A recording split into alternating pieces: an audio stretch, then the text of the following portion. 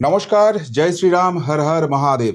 ৪ঠা মে এই রাজ্যে পরিবর্তন হয়ে যাওয়ার পর এক শ্রেণীর মানুষ কিন্তু অত্যন্ত দুঃখী হয়েছিলেন। তার কারণ হচ্ছে মমতা ব্যানার্জি যতদিন ক্ষমতায় ছিলেন ডেইলি বেসিসে যেভাবে কার্টুনগিরি করতেন, যেভাবে মিম জোগাড় করে দিতেন, যেভাবে কন্টেন্ট ক্রিয়েটারদের সংসার চালাতে সাহায্য করতেন, তো সেই কার্টুনগিরি তো আর দেখতে পাওয়া যাবে না।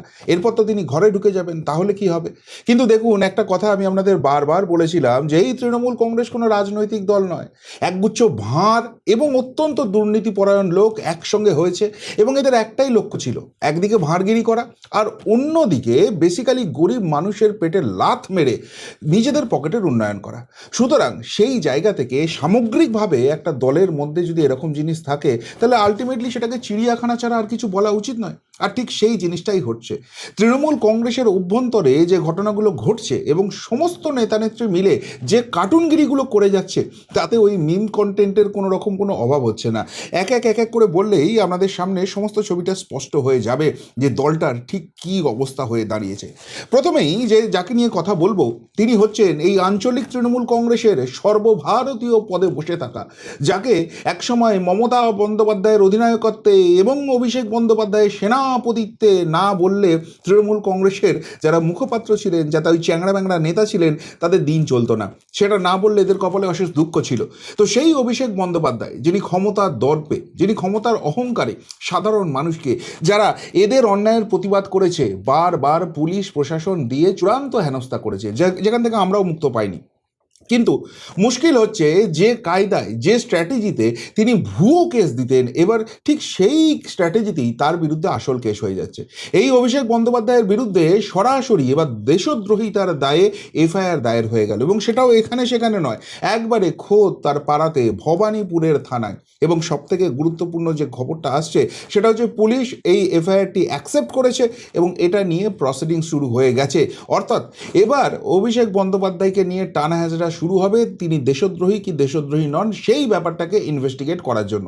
এর আগেই আপনারা জানেন যে দাঙ্গা লাগানোর দায়ে অভিষেক ব্যানার্জির বিরুদ্ধে ওই বিধাননগর সাইবার ক্রাইম থানা, সেখানে কিন্তু এফআইআর হয়েছে। যদিও তার রক্ষা কবচ আছে, কিন্তু পুলিশ যে কোনো দিন যে কোনো মুহূর্তে তার বাড়িতে যেতে পারে বা তাকে ডেকে পাঠিয়ে জিজ্ঞাসাবাদ করতে পারে। খুব একটা স্বস্তি দিন যাচ্ছে না। কিন্তু ভবানীপুরের কেসটা কি হলো? যেটুকুনি খবর পাচ্ছি, স্থানীয় এক মানুষ জনৈক অর্ণব কান্তি দাস, তিনি একটি এফআইআর করেছেন এবং সেই এফআইআরে তিনি রেফারেন্স পয়েন্ট দিয়েছেন 2রা মে এক্সে, অর্থাৎ যেটা আগে টুইটার বলে আমরা জানতাম, সেখানে অভিষেক বন্দ্যোপাধ্যায়ের একটা মারাত্মক পোস্টকে ঘিরে। এবং পরিষ্কারভাবে তিনি সেখানে বলেছেন যে এখানে অভিষেক ব্যানার্জি সাম্প্রদায়িক সম্প্রীতি ও জাতীয় সংহতির পক্ষে ক্ষতিকর এমন একটি পোস্ট তিনি করেছেন, যেটা একজন ল মেকার হিসেবে, একজন সাংসদ হিসেবে তিনি কিন্তু এটা করতে পারেন না। একজন সাধারণ মানুষ করলে তাও না হয় আমরা ভাবতে পারতাম, কিন্তু অভিষেক ব্যানার্জির মতো এমপি সেখানে সামগ্রিক গুজরাটি সম্প্রদায়কে গ্যাং, অর্থাৎ অপরাধী চক্র বলেছেন। একটা সম্প্রদায়কে, একটা রাজ্যের মানুষকে এইভাবে দাগিয়ে দেওয়া এবং তাদের বিরুদ্ধে প্রচণ্ড রকমের একটা হিংসার পরিবেশ তৈরি করা, সেটা কিন্তু মারাত্মক রকমের অপরাধ। এবং সেখানে পরিষ্কারভাবে বলা হচ্ছে যে রাজনৈতিক এবং সাম্প্রদায়িক হিংসা ছড়ানোর উদ্দেশ্যেই অভিষেক ব্যানার্জি এটা করেছিলেন। যদি 4 তারিখ উল্টো ফলাফল হতো, অর্থাৎ 4 তারিখ তৃণমূল কংগ্রেস জিতে যেত, তাহলে গুজরাটি সম্প্রদায়ের যারা মানুষ রয়েছেন, এবং তাদের বহু মানুষ কিন্তু এই কলকাতাতেও স্বয়ং ওই ভবানীপুরেই থাকেন, তাদের উপর কিন্তু এই তৃণমূলের গুন্ডা বাহিনী বা সাধারণ মানুষ খেপে গিয়ে অ্যাটাক করে দিতে পারত। অভিষেক বন্দ্যোপাধ্যায় সেই জায়গাটা তৈরি করেছেন। এর পাশাপাশি যেটা আরও মারাত্মক, যে জায়গাটা সবথেকে ইম্পর্ট্যান্ট এই এফআইআরে, সেখানে বলা হচ্ছে যে অভিষেক বন্দ্যোপাধ্যায় রাজনৈতিকভাবে তার জায়গাটা বলতে গিয়ে সরাসরি কেন্দ্র সরকার ও রাষ্ট্রীয় ব্যবস্থাকে চ্যালেঞ্জ করে বসেছেন, এবং সেটা তিনি একটা পোস্টে করেননি। দিনের পর দিন তার বক্তব্য, তার পোস্টে সেই ছবিটাই কিন্তু স্পষ্ট হয়েছে। অর্থাৎ সব মিলিয়ে অভিষেক বন্দ্যোপাধ্যায়ের রাষ্ট্রবিরোধী মানসিকতার বহিঃপ্রকাশ ঘটছে। সুতরাং এই এফআইআর গ্রহণ করা হোক এবং পুলিশ যথাযথভাবে তদন্ত করে এটা দেখুক। এবার যদি কারোর বিরুদ্ধে রাষ্ট্রবিরোধী মানসিকতার বহিঃপ্রকাশের এই ধরনের মামলা হয়, পুলিশ তো সেই এফআইআর ফেলে রাখতে পারে না। ফলে সেই এফআইআরটা কিন্তু অ্যাকসেপ্টেড হয়েছে। এবার অভিষেক ব্যানার্জি কী করবে? আবার ওই মাতাল কল্যাণকে দিয়ে হাইকোর্টে ছুটবেন, নাকি তার ওই পেয়ারের এক আইনজীবী বন্ধু ছিল না, তার হয়ে সবাইকে ধমকানি চমকানি দিত, তোলাবাজি করতো, আমাদের নামে নোটিশ পাঠাতো, দেখে নেবো, হুমকি দিত নোটিশের মাধ্যমে। সেই কি বসু একটা ছিল, সেই মালটা আসবে নাকি? সে যা করবে করুক। কিন্তু অভিষেক ব্যানার্জি কেন অ্যারেস্ট হচ্ছেন না, এই প্রশ্ন যারা করছেন তারা কিন্তু একটা জিনিস বুঝে রাখুন, যে পাপ অভিষেক ব্যানার্জি গত 15 বছর ধরে করেছে, যে ক্ষমতার দম্ভ প্রকাশ করেছে, যেভাবে মানুষের উপর অন্যায় অত্যাচার করেছে, মানুষ এবার স্বাধীনতা পেয়েছে, মানুষ এবার ক্ষমতার স্বাদ পেয়েছে, এবং সবথেকে গুরুত্বপূর্ণ, নতুন সরকার এসে এই রাজ্যের পুলিশকে কিন্তু হাত খুলে দিয়েছে, স্বাধীনভাবে কাজ করার জায়গা দিয়েছে। ফলে অভিষেক ব্যানার্জি সে যত বড় হোমরা চোমরাই নিজেকে মনে করুক না কেন, আলটিমেটলি মানুষের কাছে তার গুরুত্ব কিন্তু সেভাবে কিছু নেই, এবং তার বিরুদ্ধেও এখন এফআইআর করতে মানুষ একবারও ভাবছে না। এই জায়গাটা হয়ে দাঁড়িয়েছে। তবে শুধু এখানেই তৃণমূল কংগ্রেসের কার্টুনগিরি বা চিড়িয়াখানাগিরি শেষ হচ্ছে না। বললাম না, চারখানা পরপর স্টোরি দেখাবো আজকে, প্রত্যেক জায়গা থেকেই বুঝতে পারবেন কেন এদেরকে চিড়িয়াখানা, কেন এদেরকে ভাঁড় বলছি আমি। 2 নম্বর যে জায়গাটা হচ্ছে সেটা হচ্ছে এদের ওই দুজন সাংসদ আছে, একজনের নাম কাকলি ঘোষ দস্তিদার আর একজনের নাম কল্যাণ ব্যানার্জি, দুজনের মধ্যে লেগে গেছে, এবং সেই জায়গায় পরিস্থিতি এমন একটা জায়গায় পৌঁছে গেছে যে এই দলের মধ্যে আরও অনেক কিছু বেরোতে শুরু করবে, আরও অনেক মজার কন্টেন্ট কিন্তু পেয়ে যাবেন। কীরকম? আজকে আপনারা গতকালই জানেন যে এই কাকলি ঘোষ দস্তিদার তিনি সমস্ত তৃণমূলের পদ ছেড়ে দিয়েছেন, তারপরে কল্যাণ একের পর এক কথা তাকে বলে যাচ্ছেন। উল্টো দিকে কাকলি এখন চলে যাচ্ছেন মাননীয় মুখ্যমন্ত্রীর সভাতে, সেখানে ভালো তৃণমূল সাজার চেষ্টা করেছেন, কারণ ওদিক থেকে শ্রমিক ভট্টাচার্য আবার সিগন্যাল দিয়েছে ভালো তৃণমূলের জন্য জায়গা ফাঁকা আছে। আর সেই জন্য কাকলি আবার খুব চেগে গিয়ে রাত্রিবেলায় বিজেপি নেত্রী কেয়া ঘোষকে কেমন আছো গো করে নেকুপুসুগিরি করতে শুরু করে দিয়েছেন। এইসব যখন চলছে তার মাঝখানে হঠাৎ করে কাকলি ঘোষ দস্তিদার কল্যাণ ব্যানার্জির বিরুদ্ধে খোদ লোকসভা সংসদের বিরুদ্ধে স্পিকার ওম বিড়লাকে একটা চিঠি করে দিয়েছেন, এবং সেখানে ভয়ঙ্কর অভিযোগ, সেটা হচ্ছে কল্যাণ ব্যানার্জি সংসদের মধ্যে মৌখিক হেনস্থা করছে কাকলি ঘোষ দস্তিদারকে। এবং এটা শুধু একবারই হয়েছে এরকম নয়, বারবার লোকসভার ভেতরেই তার মৌখিক হেনস্থার মুখে কাকলি ঘোষ দস্তিদারকে পড়তে হয়েছে। এবং সেখানে আরেকটা খুব গুরুত্বপূর্ণ লাইন কাকলি ঘোষ দস্তিদার জুড়ে দিয়েছেন, সেটা হচ্ছে মহিলা এমপি মানেই তাদের বিরুদ্ধে নারী বিদ্বেষী মনোভাব দিনের পর দিন এই কল্যাণ ব্যানার্জি দেখিয়ে গেছেন। এবং এটা কাকলি ঘোষ দস্তিদার বোধহয় না লিখলেও চলতো, কেননা কিছুদিন আগেই ওই মহুয়ার সঙ্গে কি একটা ঝামেলা হয়েছিল না কল্যাণের, সেটার জন্য কল্যাণকে সব কিছু থেকে সরিয়ে দিয়েছিল, সেটা নিয়ে আবার কল্যাণের খুব গুস্সা হয়েছিল। তো সেই কিট নেতাকে এবার কাকলি ঘোষ একদম মাননীয় স্পিকারের কাছে অভিযোগ ঠুকে দিয়েছেন। এখন নারী বিদ্বেষী মৌখিক হেনস্থা, বারবার হেনস্থা, এরকম ভয়ঙ্কর অভিযোগ হলে মাননীয় স্পিকার ওম বিড়লা কি এই চিঠি নিয়ে চুপ করে বসে থাকবেন কি থাকবেন না সেটা তো ভবিষ্যতের গর্বে। কিন্তু এসব শোনার পর কল্যাণ কি বলছে? কল্যাণ আবার কাকলির পোল খুলতে ব্যস্ত হয়ে পড়েছে। তিনি পরিষ্কারভাবে বলেছেন নারদায় টাকা নেওয়ার কথা, তিনি পরিষ্কারভাবে বলেছেন তৃণমূল কংগ্রেসের মধ্যে সিন্ডিকেট কালচারটা কার হাত দিয়ে তৈরি হয়েছে, রাজার হাত থেকেই এটা তৈরি হয়েছিল। অর্থাৎ সোজাসুজি তীর কিন্তু কাকলির দিকে, যে বাবু আজকে তুমি সাধু সাচ্য বটে, বিজেপিতে যাওয়ার পথ খোলা আছে সেই জন্য এরকম করছো, কিন্তু আলটিমেটলি তুমি একটা অত্যন্ত দুর্নীতিগ্রস্ত এমপি, এবং তোমাকে এতদিন দুধ কলা দিয়ে তৃণমূল পুষেছে। তাহলে যদি এখানে সংসদ ভবনে দেখা যায় যে কল্যাণ বেকায়দায় পড়ে গেছে, তাহলে কাকলির পোল খুলতে এবার কি নাম নিয়ে সরাসরি কল্যাণ ময়দানে নামবে? অর্থাৎ একদিকে কাকলি গোষ্ঠী, একদিকে কল্যাণ গোষ্ঠী, এই খেয়েই এই মারামারি কি এবার তৃণমূলের সাংসদদের মধ্যে দেখা যাবে? সেই সম্ভাবনাটা কিন্তু ক্রমশ উজ্জ্বল হচ্ছে, এবং একে অপরের বিরুদ্ধে যে পরিমাণ কাদা ছোড়াছুড়ি করছে, তার পিছনে আবার ওই মহুয়া টুহাও যেসব রয়েছে, তো তারা যদি এই জিনিসগুলো কন্টিনিউ করে, দেখতে খারাপ আমাদের মোটেই লাগবে না। আবারও বলছি, একটা নীতি আদর্শহীন দল তারা যদি শুধুমাত্র নিজেদের পকেটের উন্নয়নের জন্য এক জায়গায় হয়ে যায়, তাহলে এই ধরনের কার্টুন বৃত্তি দেখা যায়, তার মধ্যে কোনো পলিটিক্যাল সিরিয়াসনেস কিছু থাকে না। অন্যদিকে আরও একটা মজার ঘটনা ঘটেছে, আরেক সাংসদ যিনি পাঁচিলে বহুদিন আগে পা তুলে বসে আছেন সেই আরজিকর কাণ্ডের সময় থেকে, যদিও এখনও দু নৌকায় পা নিয়ে চলছেন। একদিকে বলছেন মমতা ব্যানার্জির জন্য সব কিছু হয়েছে, খুব ভালো, হেন তেন এইসব মমতা ব্যানার্জির প্রশংসা চলছে, কেন যদি তাড়িয়ে দেয় এখনও তো সিওরিটি আসেনি যে বিজেপিতে ঢুকতে পারবে কি পারবে না। অন্যদিকে আবার মমতার দলের বিরুদ্ধেও বলে যাচ্ছেন, তার নাম হচ্ছে সুখেন্দু শেখর রায়।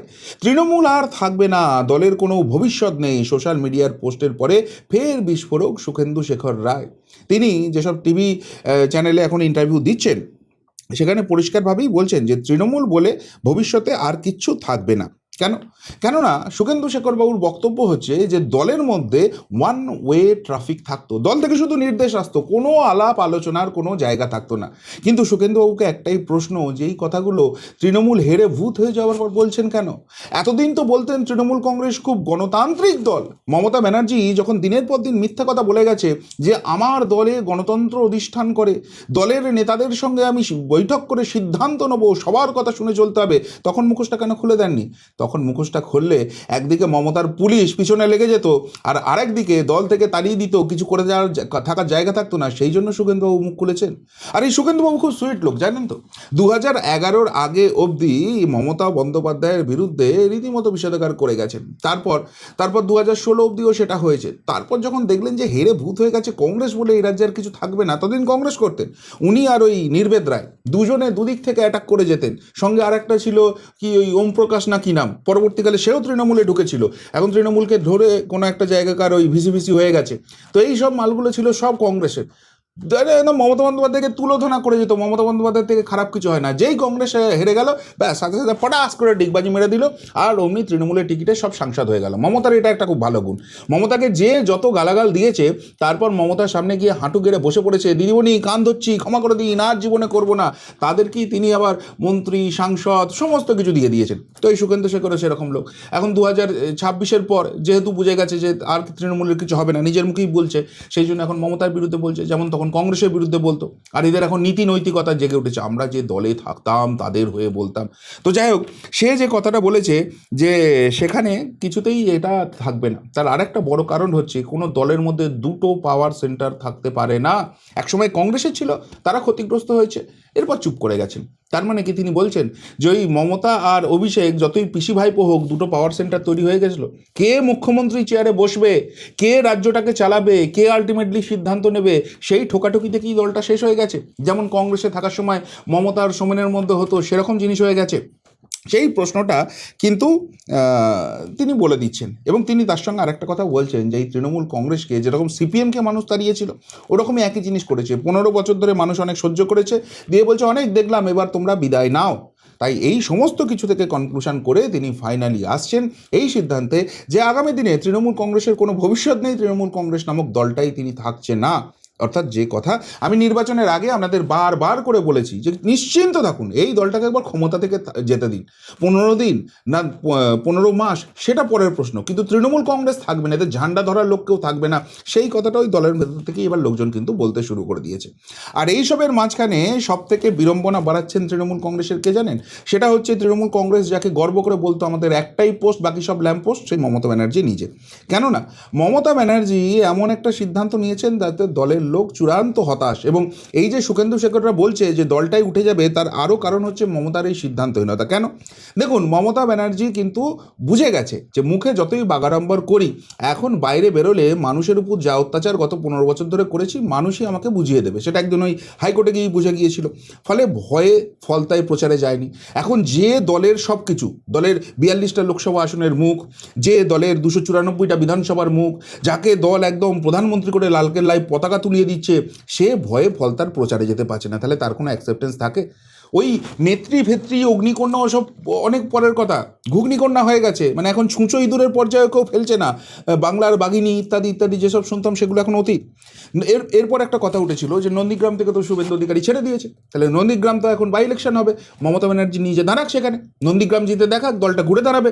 এই যে বলছে যে জোর করে বিজেপি হারিয়ে দিয়েছে, নন্দীগ্রামে গিয়ে জিতে দেখিয়ে প্রমাণ করে দিক না, সেই সাহস মমতা ব্যানার্জির হচ্ছে না। প্রার্থী খুঁজে বেড়াচ্ছে, প্রার্থী খুঁজে পাচ্ছে না। ওই পবিত্র কর যেটাকে ধরে বেঁধে প্রার্থী করেছিল, সে রাজি হয়নি। শেখ সুফিয়ান, যে মমতার নাকি সেনাপতি ছিল 2021 নির্বাচনে, সে রাজি হয়নি, কাউকে পাচ্ছে না।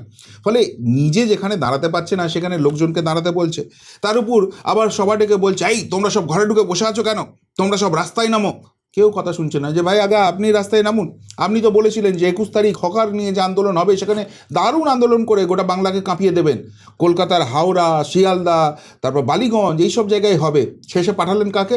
মদন মিত্র, কুণাল ঘোষ আর ওই নয়ন বন্দ্যোপাধ্যায় না কি আছে, ওদেরকে পাঠিয়ে দিলেন। আপনি তো বাড়ি থেকে বেরোলেন না। তাহলে আপনি যেখানে সামনে থেকে বেরিয়ে নেতৃত্ব দিতে পারছেন না, পাবলিকের গালাগাল শোনার জন্য, পাবলিক তো দেখলেই চোর চোর চোর চোর করে তারা করছে এখন, সেইগুলো আমাদেরকে সহ্য করতে হবে।